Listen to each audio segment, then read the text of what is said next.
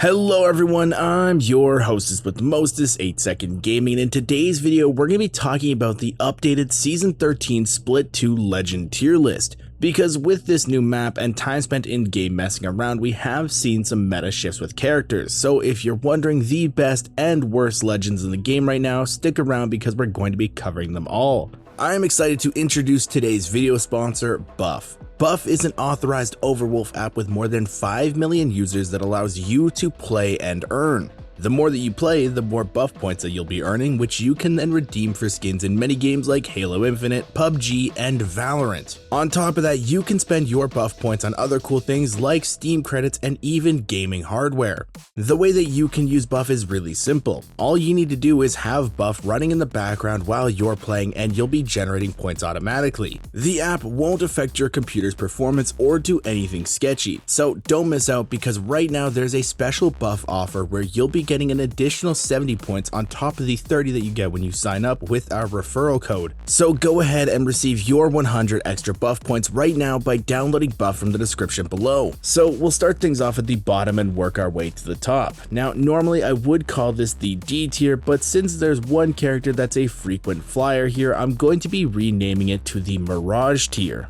Now in the Mirage tier we have two legends. I'll let you guys take a wild guess at who the first one is, and the other one is Lifeline. Mirage is a legend that doesn't really offer a lot to a team. It's kind of like a round peg in a square hole type of situation. His kit is somewhere halfway between a support and a secondary fragger, but he falls short on both ends of the spectrum. There's also a ton of different ways to figure out who the real one is from his decoys, and that can leave a lot of players stranded when playing him, and that's why he gets a whole tier named after him. And for Lifeline, even with the buff she got recently, she isn't really an issue in the meta right now. The other support characters are just a lot stronger than she is and offer more to a team throughout the entire game. Her usefulness really comes from her team getting knocked, while characters like Gibraltar and Newcastle have ways to prevent that, but also good revives to help if they do get knocked. Lifeline just needs a massive overhaul right now in order to come back into the meta in my opinion, so until we see that, she probably will remain down here. Now moving on, let's talk about the legends that are taking spots in C tier. These are going to be Fuse, Rampart, Watson, and Revenant. Kicking things off with Fuse, his knuckle cluster can be very annoying to play against. They force players to leave certain areas and can make some fights easier by not allowing teams to play cover. However, he just doesn't really do more than that. His nade passive can be really good in fights, but at a certain point teams will just disengage after you've wasted a bunch of nades on them.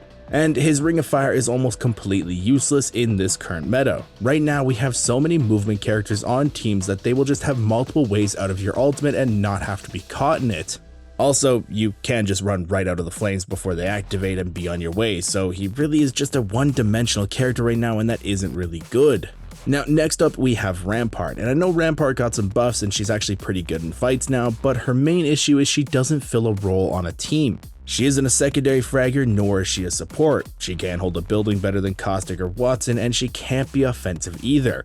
So with that part and lacking a role, her usefulness drops off drastically. And I know that some people are going to be saying stuff like, oh, but 8-Second, Asu was playing Rampart and winning a lot, so you're wrong, she's amazing. Yeah, Asu was playing her, but Asu could also play as Ash's Rat and still win games. That's not really a fair argument.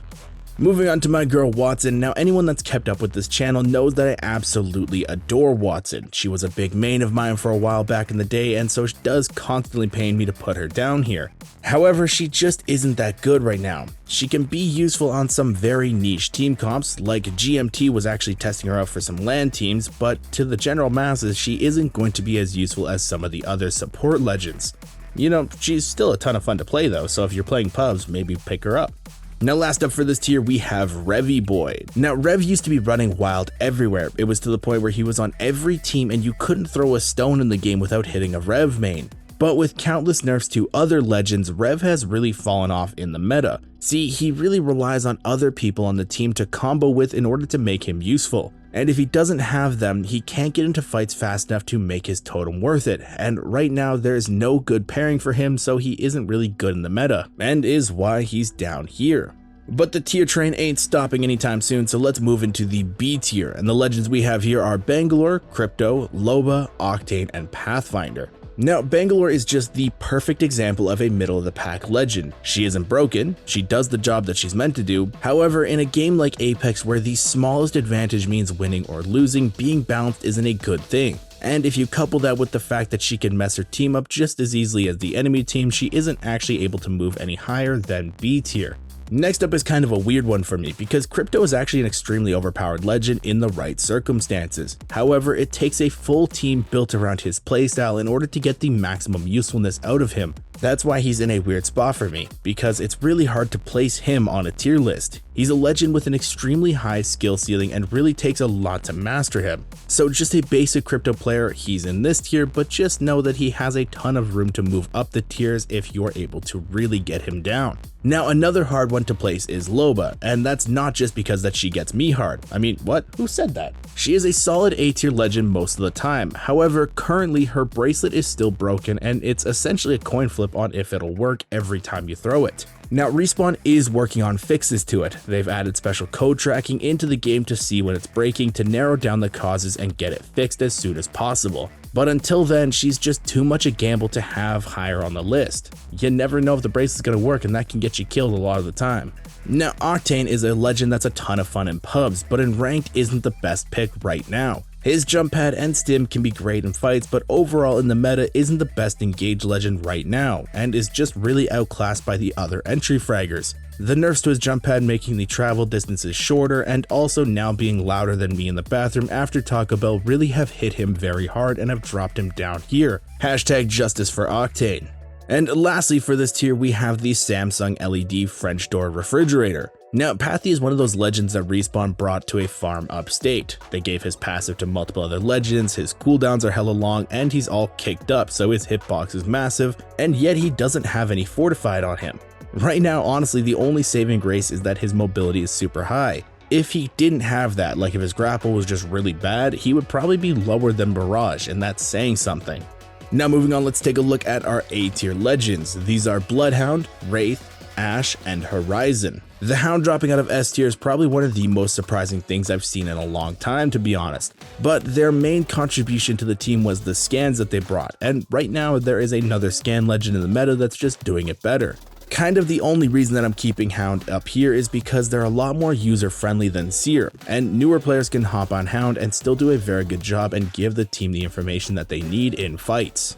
Now, Wraith and Ashe are basically the same thing, so I'm going to group them together here, and the reason that they're not in S tier is because they aren't needed on a team. The entry fragger role now has been expanded to a lot of other characters, and these two aren't an absolute must-have anymore. In previous seasons, you needed a strong portal or jump pad in order to succeed in game, but now you really don't, so if you don't need them, they don't have to be S tier, and they are in A tier now.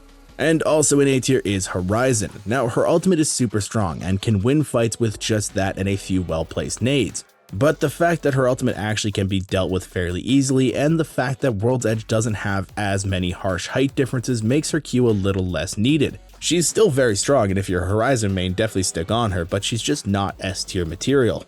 But now we can talk about our secretly broken tier. These are legends that are going to be flying under the radar for most teams, and there are two in here. Making a return to the tier is Mad Maggie, and joining her is Newcastle. Now, I've been on the Mad Maggie train since she came out. She's a ton of fun and can really control fights if you want to be aggressive on her. She's really good on edge style teams that want to fight and kill anyone who gets in their way, and now a lot more pro teams and other high tier players are actually picking her up for that reason. So just know, your boy was ahead of the times on predicting her on team comps. And I know some people may be wondering why I have Newcastle here. He's a really good legend, but I still don't think a lot of people are giving him the respect he deserves. And his pick rate really shows that. Right now he's sitting at the second lowest pick rate in the game, just barely above Crypto. I don't think that a lot of the player base really understands how amazing he can be in fights and how useful he is for a team. Making cover in endgame spots, having really good revive potential, and a shield that moves is insanely broken. And I think that teams that can properly incorporate him into their comp will absolutely crush this rank split. And now we have reached the top, the broken legends, the S tier. Taking spots here are Caustic, Gibby, Seer, and Valkyrie. Starting things off, we have Caustic, and right now he is the strongest defensive legend in the game and almost a must-have if you want to play for zone. If you don't have him, you're opening yourself up to a lot of teams just inting into your building and possibly throwing both of your games. But on top of holding buildings, he's actually really good at holding open areas as well, and can actually be offensive with his barrels when needed to slowly choke teams out. Because of his versatility, he's just insanely broken right now and is S tier. Next up we have the Gibster. Gibby is still an absolute unit in the game. The gun shield, the bubble, the ultimate, and even the fortified make him such a beast, and he's able to back up and anchor any team comp. There isn't a whole lot that I can say about him that hasn't been said already, but if you're a support player and have no idea who to pick ever, he's always a solid choice because he fits on every single team and can easily carry them to a win no matter what. And the new kid on the block making their way into S tier is Seer. Right now, Seer has an insanely high pick rate for ranked, and for good reason. He offers so much information in fights and can really help teams win a lot of engagements. Plus, right now with the meta being a lot more focused on placement, you see a lot more teams going for ratty plays on tunnels and choke points, but Seer is actually able to counter that really hard with his heartbeat sensor, and he can actually turn their trap into some free KP for his team. So until Seer sees a nerf or two, I don't think he's going anywhere. And last up we have Valkyrie. Now Valk did get some nerfs at the start of the season, and oobing isn't a viable strategy anymore. However, her ultimate still is insanely useful and still opens up so many options for rotations and allows her team to get into some spots they normally shouldn't be able to. She saves a lot of edge teams because instead of being gate kept outside the ring, they just ult and land in a new spot. Because of all the options she opens up, there isn't anywhere else that you could put her other than S tier, maybe S+, but that spot doesn't exist on my tier list. Now Apex is actually in a fairly balanced state right now. A lot of legends are viable and we are seeing some insane team comps being pulled out, so I'm really excited to see what shifts in the meta we see during World's Edge. But now I want to throw this over to you guys. What legends are you going to be maining this split? Is there one that stands out the most to you? Let me know in the comments down below. But with all that being said guys, I really hope you enjoyed the video and learned something new. If you did and you want to stay up to date with the latest and greatest Apex Legends tips, tricks, and news, don't forget to smash that like and subscribe button. Thank you all for watching. Once again, I'm 8 Second Gaming, and I will see you in the next one.